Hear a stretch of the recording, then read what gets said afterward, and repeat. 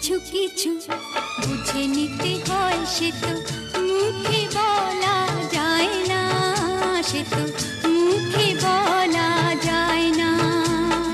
কথা কিছু কিছু বুঝে নিতে হয়, সে তো মুখে বলা যায় না, সে তো মুখে বলা যায় না। চোখের কথাই মনের কথা, চোখে মনের আয়না। কথা কিছু কিছু বুঝে নিতে হয়, সে তো মুখে বলা যায় না, সে তো মুখে বলা যায় না।